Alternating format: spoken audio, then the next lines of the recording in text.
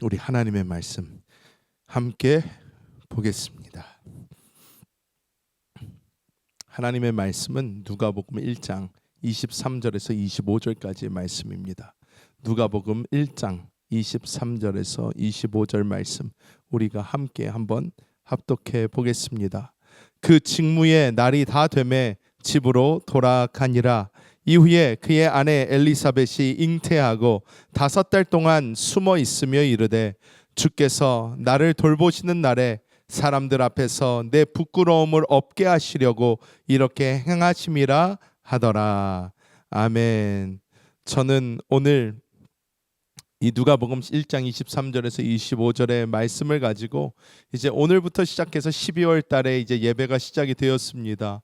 이제 크리스마스까지 성탄절까지 우리가 쭉 가면서 성탄의 이 인물들, 성탄의 하나님께서 이 땅에 그리스도 예수를 보내시기까지 중요하게 사용받았던 그 인물들 한 사람 한 사람 우리가 살펴가면서 은혜를 나누고자 합니다. 오늘은 그 첫 번째 사람으로 엘리자베스가 먼저 나오게 됩니다. 오늘 우리가 보통 성탄, 그리스도 예수의 탄생을 생각하면 뭐 마리아를 생각한다든지 아니면 우리가 목자들을 생각한다든지 요셉 여러 가지 인물들을 생각할 수 있습니다. 그런데 누가복음을 보면 이 누가복음은 그 시작에 다른 사람을 먼저 등장시키는 것이 아니라 바로 이 엘리사벳이라는 이 여자의 이야기를 먼저 등장시킵니다. 이 우리가 성경을 보면 하나님의 가장 큰 선물이자 재산 그리고 하나님이 주시는 가장 큰 복을 성경을 보면 다른 물질도 아니고 다른 것도 아니고 바로 자녀를 하나님께서 주신 가장 큰 선물로 이렇게 보여주는데 이 엘리자벳이라는 사람은 평생을 하나님 앞에서 흠없이 살던 사람이었는데 하나님께서 이 사람에게 아이를 허락하지 않으셨어요. 그래서 하나님께서 이 엘리자벳을 왜 이런 고난 중에 두셨고 또 왜 엘리사벳의 삶을 보면 우리가 무엇을 알 수가 있을까? 우리가 이 엘리사벳을 통해서 많은 것을 배울 수가 있습니다. 오늘 이 말씀을 준비하면서 사실 우리는 우리의 인생도 같이 조명해 볼 수가 있습니다. 많은 경우 우리가 이 신앙의 길을 걸어가면서 어떤 분들은 모태신앙으로 또 30년, 40년 이렇게 신앙생활을 하면서 하나님 앞에 여러 가지의 기도 제목을 두고 또한 여러 가지 어떤 아픔을 가지고 또 살아간 그런 분들도 많이 계실 것입니다. 하나님께서 왜 우리에게 그러한 고난을 허락하시는가? 하나님께서는 이것을 통하여 이루고자 하시는 것이 무엇인가? 오늘 이 엘리사벳을 통하여 우리가 함께 깨닫게 되는 놀라운 시간이 될 줄 믿습니다. 자, 첫 번째로 우리가 봐야 되는 것은 이 결핍의 시간 우리가 함께 보아야 됩니다. 엘리자벳의 이 고통은 우리가 지금 상상할 수 있는 그 어떤 것을 뛰어넘는 고통이었습니다. 왜냐? 오늘 이 말씀을 보면 본문 앞 6절을 보면 어떻게 이야기하고 있나 우리가 성경 말씀을 다 함께 살펴보면 알 수가 있습니다. 우리 성경 말씀 우리가 함께 보면요. 누가복음 1장 6절에서 7절 우리가 한번 같이 읽어보겠습니다. 이 두 사람이 하나님 앞에 의인이니 주의 모든 계명과 규례대로 흠이 없이 행하더라. 엘리사벳이 잉태를 못함으로 그들에게 자식이 없고 두 사람의 나이가 많더라. 이렇게 이야기하고 있습니다. 자, 우리가 지금 이것을 이렇게 보면요. 무엇을 먼저 말해주고 있나라는 를 보게 됩니다. 무엇을 이야기해주고 있냐면 남편도 그렇고 엘리사벳도 그렇고 하나님 앞에 의인이었다고 얘기를 해요. 즉 하나님 앞에 잘못한 게 별로 없어요. 주의 모든 계명과 규례대로 흠이 없이 행하더라 이렇게 나와 있습니다. 즉 하나님 보시기에 합당한 사람이었다는 거예요. 자, 여기서 첫 번째 우리의 질문에 어떠한 답을 줄 수가 있습니다. 우리가 이 땅을 살아가면서 어떤 기도의 응답이 이렇게 오지 않을 때에 우리가 흔히 생각하는 것은 내가 뭘 잘못해서 그런가 보다. 내가 뭔가 하나님 앞에 잘못해서 그래. 내가 합당치 못해서 그래. 우리 가운데 있는 어떤 고난을 보면서 이거는 내가 뭔가 잘못해서 그래 라는 그러한 생각을 할 수가 있습니다. 하지만 오늘 말씀은 이 엘리자베스가 하나님 앞에서 의인이었다. 어떤 흠이나 어떤 잘못한 게 없었다라고 분명하게 말해주고 있어요. 여기에서 말씀해 주는 것이 무엇입니까? 바로 우리가 잘못해서 우리에게 안 좋은 일이 일어나지 않는다는 것입니다. 우리의 죄 때문에 일어나는 일도 있을 수 있지요. 하지만 결코 어떤 사람에게 일어나는 어떤 그 고통이나 아픔이나 어려움이 그 사람이 뭔가 잘못해서 일어나는 일은 아니라는 것을 우리가 확실하게 알아야 된다고 하는 것입니다. 여러분, 우리 한국 사람들은요, 좀 굉장히 어떻게 볼 때 잔인합니다. 왜 잔인한가? 얘기하기를 굉장히 좋아하고요. 얘기하는 걸 좋아하는 것을 넘어서 남을 비판하는 것을 굉장히 즐겨합니다. 그러다 보니까 옛날에 여러분 이런 거 잘 보십시오. 우리가 이렇게 아이들을 데리고 걸어가다가 요즘에도 그러는지 모르겠어요. 근데 옛날에는 이런 경우가 많았어요. 엄마가 애를 이렇게 데리고 가다가 저기서 구걸하고 있는 사람이 보입니다. 거지가 보입니다. 거지가 보이면 엄마가 애한테 뭐라 그래요? 야, 너 공부 안 하면 저렇게 되는 거야. 이런 식으로 얘기를 합니다. 그런 거 여러분 흔하지 않나요? 우리 한국 사람들한테는 되게 익숙합니다. 왜?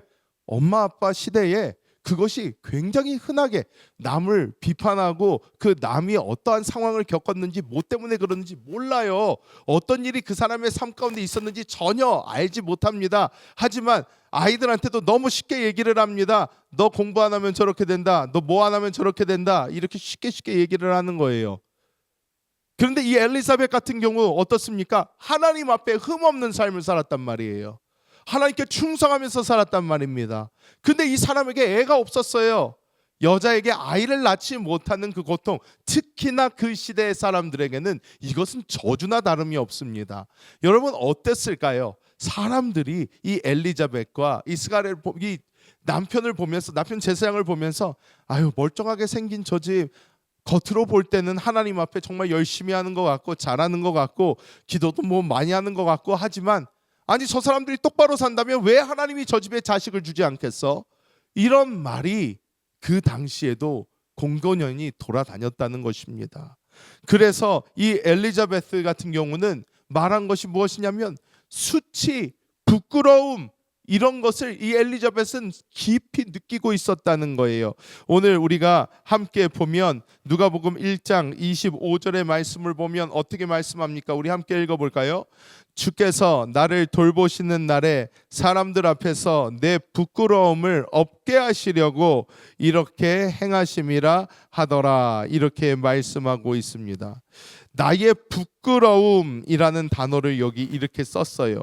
근데 이 부끄러움이라는 단어를 이 헬라어로 정확하게 보면요, 오네이도스라는 단어를 사용을 했습니다. 오네이도스라는 이 단어를 보면 사회적인 비난과 명예의 실추를 이야기하고 있어요. 사람들이 수군수군했다는 거예요. 사람들이 여러 가지 얘기를 했다는 것입니다. 저 사람이 똑바로 살았다면, 저 사람이 문제가 없다면 왜 저 사람에게 저런 일이 있었을까? 근데 우리가 알아야 되는 것은 무엇입니까? 하나님께서는 이 일을 하나님의 영광을 위해서 만드셨지 절대로 엘리자벳이 잘못했기 때문에 일어난 일이 아니라는 것입니다. 자녀가 없다라는 것은 하나님의 축복이 끊어진 저주로 당시에는 그렇게 여겨졌습니다. 그래서 이 엘리자벳은 남편이 제사장이었어요. 그러니까 어떻게 보면 목사님의 와이프 사모님이었습니다. 그런데 이 사모님으로서 어떻게 했어요? 사람들의 뒤에서 수군거림을 평생을 참으면서 살아야 됐어요. 평생을 참았어요. 사람들이 다 뒤에서 수군거립니다. 저 사람이 똑바로 살았다면, 아니면 저 뭐 남편에게 문제가 있거나 저 집안에 문제가 있거나 다 얘기를 했습니다. 하지만 엘리자벳은 끝까지 버텼다는 거예요. 그랬더니 하나님께서 어떻게 하십니까? 이것을 돌이켜 하나님의 영광을 드러내는 일로 삼으셨다는 것입니다. 인도에 이 전래 동화가 있습니다. 동화가 있는데 물을 깃는 두 항아리가 있었다고 합니다. 옛날에는 우물가에 가서 이렇게 물을 길었잖아요. 근데 이 한 사람에게 두 항아리가 있었는데 한 항아리는 멀쩡하고 다른 한 항아리에는 금이 가 있었대요. 금이 많이 가 있어서 물을 두 개 다 퍼서 한 이렇게 집에까지 이렇게 지고 오면 한쪽은 100%가 다 오는데 다른 한쪽은 50%는 다 빠져나갔다고 합니다. 이 항아리가 늘 주인한테 미안했대요. 주인님, 죄송해요. 저는 이렇게 흠이 많고 이렇게 갈라진 부분도 많고 해서 주인님이 힘들게 저를 지고 물을 가득 부어도 저는 물을 반밖에 담지를 못합니다 해서 부끄러워하고 미안해하는데, 그때 주인이 이렇게 이야기했다고 합니다. 내가 지나온 길을 보아라 했더니 저렇게 그림에 나오는 것처럼 그 깨진 항아리가 지나간 곳에만 꽃이 아름답게 펴 있었다라는 것입니다. 거기만 길에 자연스럽게 물을 주게 되어서 거기서 꽃들이 자라기 시작한 거예요. 이 엘리자벳의 삶은 깨진 항아리 같았습니다. 하지만 이 깨진 항아리 같은 이 삶에 하나님의 영광이 들어왔더니 오히려 하나님의 그 놀라운 은혜와 하나님의 기적을 나타내는 하나님의 통로로 귀하게 사용받았다고 하는 것입니다. 여러분의 삶에 이런 일들이 있을 수가 있어요. 여러분이 하나님 앞에 아무리 기도를 해도 내가 뭘 잘못한지 모르겠어요. 내가 뭘 도대체 그렇게 잘못한지 모르겠는데 나에게 왜 이런 일이 있는지도 모르겠습니다. 그런데 여러분이 기도하고 또 기도하고 기도를 해도 알지도 못하겠는데, 그런데 나에게 어떠한 안 좋은 일이 있을 수도 있고 부끄러운 일이 생길 수도 있습니다. 사람들이 수군거릴 수 있어요. 아우, 저 사람은 하나님 뭐 교회 열심히 다니는 것 같던데, 저 사람은 뭐 기도 많이 하는 것 같던데, 저 사람은 뭐 헌금도 열심히 하는 것 같던데, 저 사람은 왜 저런가? 라는 그러한 이야기 속에서 여러분 이 엘리자벳을 기억하시기 바랍니다. 내가 잘못해서 그러지 않을 수 있습니다. 하나님의 영광을 위해서 고난 받을 수 있다는 것입니다. 우리는 그 모든 시간을 잘 이겨가야 될 줄 믿습니다. 자, 이렇게 엘리자벳이 뒤에서 수군거림을 당하고 정말로 사람들한테 이런 공격과 핍박을 당할 때에 어떤 역사가 일어나나 하나님께서 개입하십니다. 하나님이 우리가 볼 때 침묵하시는 것 같아요. 아무 말 안 하고 계신 것 같지만 하나님이 개입하십니다. 하나님이 개입하셔서 그때 어떤 역사가 일어납니까? 기적의 역사가 일어나게 됩니다. 자, 누가복음 1장 25절 말씀 우리가 함께 읽어볼까요? 주께서 나를 돌보시는 날에 사람들 앞에서 내 부끄러움을 없게 하시려고 이렇게 행하심이라 하더라. 여기서 보면 주께서 나를 돌보시는 날에 이렇게 한국말로 써져 있습니다. 이 돌보시다라는 단어를 보면 에피돈이라는 단어를 사용을 했는데요. 이 단어가 뜻하는 것이 무엇이냐면 위에서 자세히 내려다보다, 주목하다라는 뜻을 가지고 있습니다. 즉 하나님께서는요 조용히 계신 것 같아도 우리의 기도를 듣고 계시지 않은 것 같아도, 하나님은 침묵하시는 것 같아도 뭐하고 계시다? 위에서부터 우리를 계속해서 내려다보고 계시고 우리와 함께 하시고 우리를 주목하고 계시는 하나님이신 줄 믿습니다. 여러분, 이런 어려운 시간을 지나갈 때 우리는 우리 혼자 있는 것 같아요. 나 혼자 있는 것 같다. 그 누구도 내 마음을 알아주지 못한다. 그 누구도 내가 지금 어떤 상황을 겪는지 알지 못한다. 이렇게 생각할 수 있지만 그렇지 않다라는 것입니다. 하나님께서 돌보고 계십니다. 하나님께서 위에서부터 내려보고 계시고 주목하고 계시고 우리와 함께하고 계신 줄 믿습니다. 우리는 절대로 이 하나님께서 우리와 함께 하신다는 이 사실을 망각해서 되지 않습니다. 여러분, 우리가 이 신앙의 길을 걸어갈 때에 얼마나 광야 같은 길을 걸어갈 때가 많은지 모릅니다. 아무리 기도를 해도 응답이 없는 것 같습니다. 아무리 걸어가도 끝이 보이는 것 같지 않습니다. 하나님은 왜 이러실까? 도대체 뭐 때문에 이러실까? 하나님 왜 지금 나에게 침묵하십니까? 우리가 외칠 때가 있습니다. 하지만 우리가 알아야 되는 것은요, 어떠한 상황이라도 주님이 우리와 함께하고 계시다는 것을 우리는 반드시 깨달아야 될 줄 믿습니다. 오히려 그것을 통해서 어떻게 하시나 우리를 깨시고 우리의 겉사람을 깨심으로 말미암아 우리 속에 있는 그리스도께서 역사하실 수 있는 그 길을 하나님께서 만드시는 줄 믿습니다. 우리가 너무 단단하게 만들어져 있으면 절대로 하나님의 영광이 우리 밖으로 나올 수가 없습니다. 우리는 내가 노력해서 내가 수고해서 여러 번 노력할 수 있습니다. 내가 뭐가 안 될 때 뭐 금식하고 기도하고 하나님 앞에서 우리가 정말로 더 열심히 하고 할 수 있습니다. 하지만 내가 깨지지 않고 나의 노력과 나의 능력과 나의 어떻게 보면 떼쓰므로 하나님 앞에서 무엇을 얻어내려고 하는 것이 아니라 우리가 깨지고 하나님 앞에 낮아지고 열어져서 하나님, 저는 아무것도 아니고 저는 할 수 없고 나는 그럴 수 있는 존재가 아닌데 주여 나를 통하여 역사하여 주옵소서, 주님 일하여 주옵소서 하면서 우리가 스스로 열려서 하나님께서 나타나실 수 있는 그 길을 열어드릴 때에 하나님의 놀라운 두나미스, 그 능력이 우리를 통하여 나타나게 되는 영광을 이루게 되는 줄 믿습니다. 여러분, 제가 이것을 조사를 하다가 일본에 있는 특이한 예술품에 대해서 제가 알게 됐어요. 이 킨츠키라는 기법입니다. 기법. 일본에는 이 깨진 그 그릇을 복원하는 기술이 있는데 그 복원 기술의 이름이 킨츠키라고 합니다. 이 킨츠키라는 이 도자기 복원 기술은 깨진 도자기를 버리는 것이 아니라요, 이 깨진 그 틈에 옷을 칠하고요. 그리고 실제 금가루로 그것을 메운다고 합니다.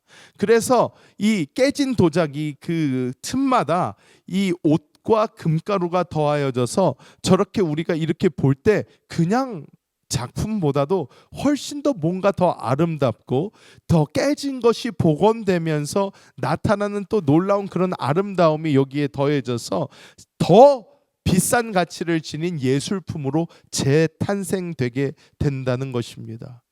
여러분, 우리가 이 외로운 길을 걸어가면서 또 고난의 길을 걸어가면서 우리에게는 이 금이 생깁니다. 또 아픔의 상처가 생기게 됩니다. 그런데 우리는 자꾸 하나님 보고 하나님 이 상처를 고쳐주세요, 고쳐주세요, 고쳐주세요 하는데 우리는요, 하나님 이 상처를 고쳐주세요가 아니라 하나님 더 깨지게 하여 주시고 이 깨진 틈으로 더 주님 나타나 주셔서 나의 온 존재가 오직 주님을 보여주고 주님을 나타내는 존재가 되게 하여 주옵소서 하는 그 기도가 우리 가운데 있어야 될 줄 믿습니다. 여러분, 이 킨츠키 멋있습니다. 좋습니다. 보십시오. 아주 좋습니다. 그런데 여러분, 저게 좋을까요? 아니면 완전 순금으로 만든 게 더 좋을까요? 완전 순금으로 만든 게 훨씬 비싸요, 여러분. 훨씬 좋습니다. 금값이 얼마나 비싼데요. 우리가 자꾸 우리가 더 많아지고 주님이 그냥 틈만 메꿔주세요 하는 것이 아니라 우리가 더 박살나고 더 우리가 쪼개지고 우리는 흔적도 없이 사라지고 주님만 보여줄 수 있는 그 상태로 우리가 갈 수 있도록 우리는 계속해서 기도하며 또 변해가며 주님 앞으로 나아가야 될 줄 믿습니다. 마지막으로 우리는 거룩한 은둔의 삶을 우리는 보아야 합니다. 굉장히 중요한 대목입니다. 오늘 말씀에 임신 사실을 이제 엘리자베스가 알았어요. 1장 24절에 이 말씀이 나옵니다. 먼저 한번 읽어볼까요? 이후에 그의 아내 엘리사벳이 잉태하고 5달 동안 숨어 있으며 이르되, 이렇게 이야기합니다.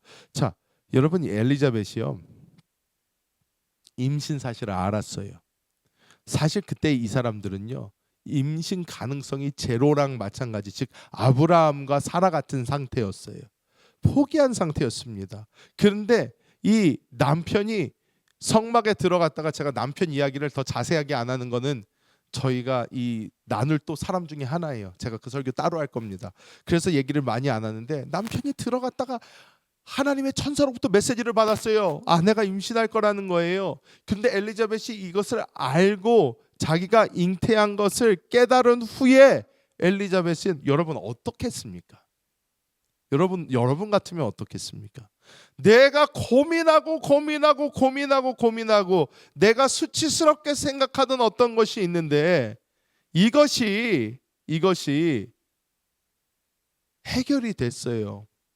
해결이 됐으면 동네방네 돌아다니면서 북을 치고 꽹과리를 치고 알리고 싶을 터인데 이 엘리자벳이요 5개월 동안 임신을 하고 그 5개월 동안 은둔을 합니다.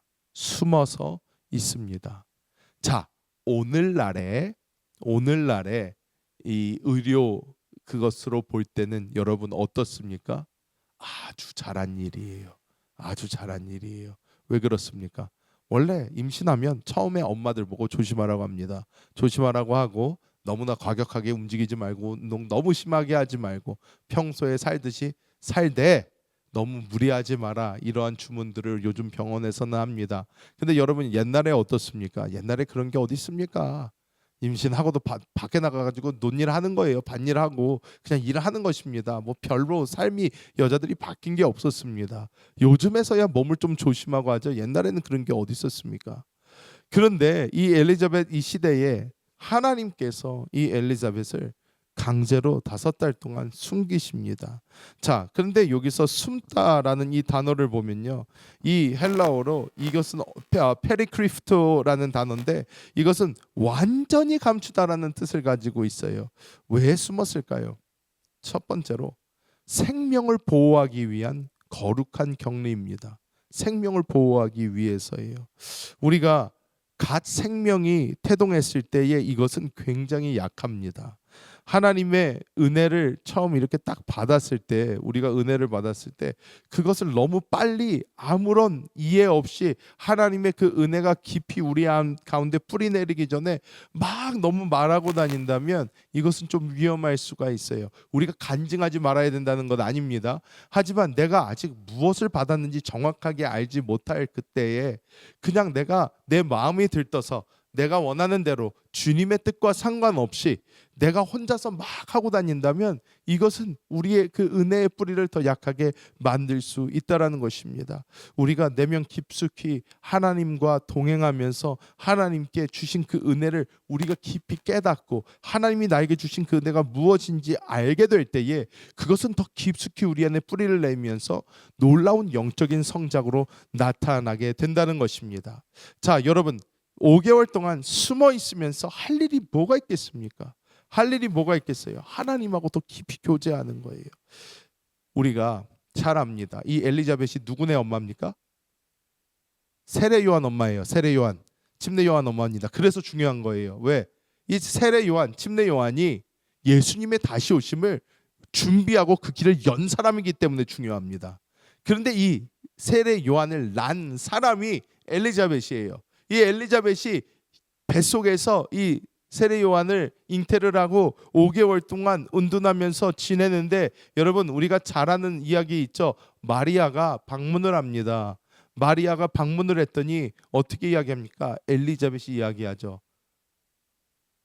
예언을 하고 이 뱃속에서 침례 요한이 예수님이 다가오는 걸 느끼고 뱃속에서 춤을 춥니다. 뱃속에서 춤을 춰서 엘리자벳이 얘기를 해요. 내 태중에서 얘가 성령이 충만해가지고 이 그리스도가 오는 것을 느끼면서 춤을 춘다라는 거예요. 자, 이것은 무엇이죠? 엘리자벳이 주님 앞에서 5개월 동안 주님과 함께 있으면서 하나님과 교제를 나누며 이 영적인 놀라운 은혜를 이 침례 요한이 받게 되어서 이 세례 요한이 탄생하고 이 길을 걸어감에 있어서도 이 시간이 굉장히 중요한 시간이었다는 거예요. 굉장히 중요한 시간이었다는 것입니다. 여러분 우리는 사역하는 것도 중요하고 밖에 나가서 뭐 하는 것도 중요하고 여러 가지 프로그램을 하는 것도 중요하고 중요한 것들이 많지만 우리는 먼저 하나님과 시간을 더 보내야 됩니다. 먼저 하나님과 보내는 시간을 더 늘려야 돼요. 말씀 가운데 거하는 시간도 더 늘리고 기도하는 시간도 더 늘리고 하나님과 보내는 시간을 더 늘린 후에 우리가 일도 해야지. 우리가 하나님과 보내는 시간은 적은데 일하려고 할 때 우리에게 나타나는 것이 번아웃 현상이에요. 번아웃 된다라는 거예요. 번아웃, 제가 늘 말씀드리지만 번아웃은 자랑스러운 게 아니에요. 창피한 겁니다. 내가 내 영적인 퓨어를, 내 영적인 이 기름을 제대로 준비 못했다는 거예요. 내가 번아웃이 왔다라는 것을 신앙생활하면서 사람들이 자랑스럽게 얘기를 합니다. 아우 목사님 제가 너무 열심히 했나 봐요. 번아웃이 와서 요즘에 막 이랬습니다. 여러분 자랑할 게 아닙니다. 창피해야 될 일이에요. 절대로 그런 거 자랑하지 마십시오. 자랑 아닙니다. 우리는 번아웃이 왔다라는 거는 내가 그만큼 기도 안 했다는 거예요. 내가 그만큼 하나님과 시간 먼저 안 보냈다는 겁니다. 하나님하고 시간을 보내야 내 안에서 성령의 기름이 충만해서 번아웃이 안 오는 거예요. 열처녀 비유 나오지 않습니까? 신랑 오시는 거 10사람 다 하는데 5명만 기름 준비되고 5명 기름 준비 못합니다. 여러분 주님 오실 때 성령 충만 필요한데 우리가 하나님의 일을 함에도 똑같다는 거예요. 하나님의 성령이 먼저 충만해야 하나님의 일도 할 수 있다는 것입니다.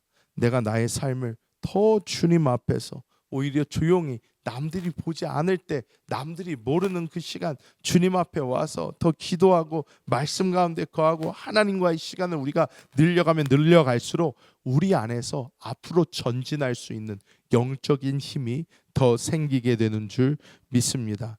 여러분 누에고치 다 아실 것입니다. 이 누에고치를 보면요, 하얀 애벌레가 이제 뽕잎 같은 거를 먹으면서 자라잖아요.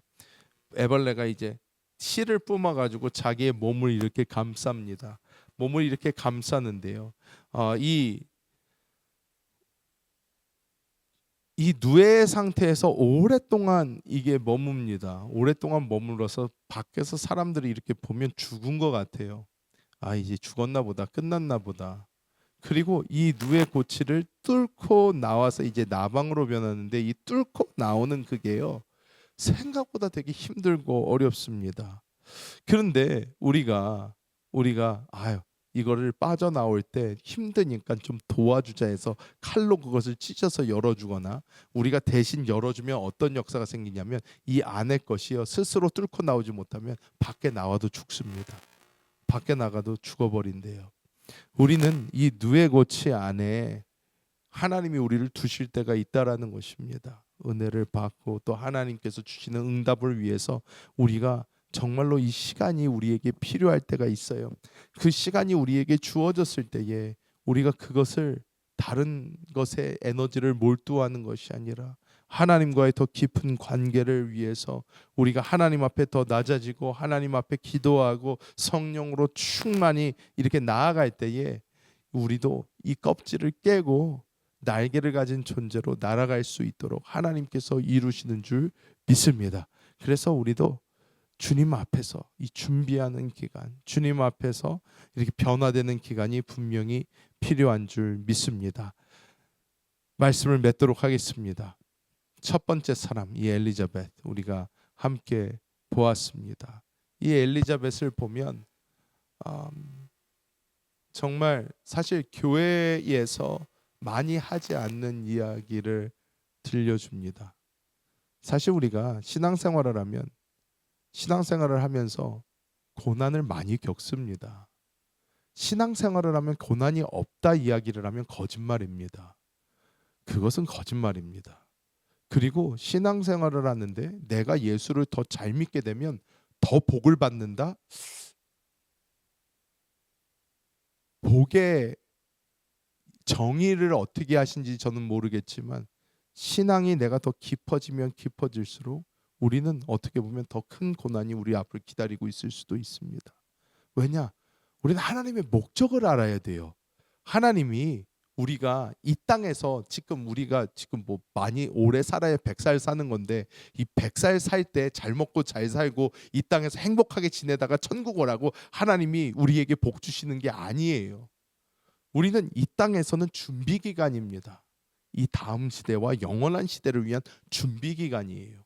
그러면 하나님이 하셔야 되는 일은 이 다음 시대와 영원한 시대를 우리가 들어가서 왕 같은 제사장으로서 주님과 함께 다스리는 자로서 우리가 갈 수 있도록 하나님께서 우리를 이 시간 동안 만들어내셔야 되는 거예요. 이 시간 동안 우리를 훈련시키셔야 되는 거예요. 그러니까 우리의 삶은 사실 이 땅에서 잘 먹고 잘 살기 위한 삶이 아니라 이 땅에 훈련받기 위해서 우리는 왔습니다. 근데 이 땅에 훈련받으러 왔는데 우리가 교회 가면 맨날 듣는 설교는 이러면 복을 받는다, 이러면 잘 된다, 이렇게 하면 부자가 된다, 뭐 이런 거 계속 들으면 여러분 그렇습니까? 근데 진짜 그런 거 듣고 싶어요. 왜? 못 살고 싶은 사람 어디 있어요? 다 잘 살고 싶지. 다 돈 많고 싶지. 돈 얻고 싶은 사람이 어디 있어요? 건강하면 좋지. 뭐 아프고 싶은 사람이 어디 있습니까? 모든 사람들은 다 잘 되는 얘기 좋아합니다. 그런데 우리가 그런 얘기만 듣고 살면요, 우리가 하나님의 뜻을 모르고 그냥 그런 얘기만 좋아해서 가면요, 나중에 시험 많이 듭니다. 그리고 답이 안 나와요. 답이 안 나와요. 하나님 앞에서 우리가 맨날 그래요. 하나님, 나는 더 교회를 위해서 헌신하고 더 교회를 위해서 충성하고 하는데 왜 내 삶은 이렇습니까? 왜? 목사님들 얘기 들으면 이렇게 하면 더 잘 산다, 이렇게 하면 더 복을 받는다, 이렇게 하면 잘 될 수밖에 없다 그러는데 나 그렇게 하는데 왜 저는 안 돼요? 이 질문이 오게 되는 거예요. 저는 목사로서 여러분에게 정확한 걸 알려드려야 됩니다. 여러분, 꿈을 이 땅에 두지 마십시오. 이 땅은 여러분이 꿈꿀 곳이 아닙니다. 여러분, 다음 세대를 봐야 돼요. 다음 시대를. 왜? 하나님이 그걸 보고 계세요. 그걸 원하시는데 전 맨날 여러분 보고, 여러분 지금 이렇게 하면 잘 되고 뭐를 하면 더 잘 되고, 여러분 더 잘 되는 거는요, 우리가 예수 형상으로 변화되는 게 더 잘 되는 거예요. 그게 잘 되는 거예요.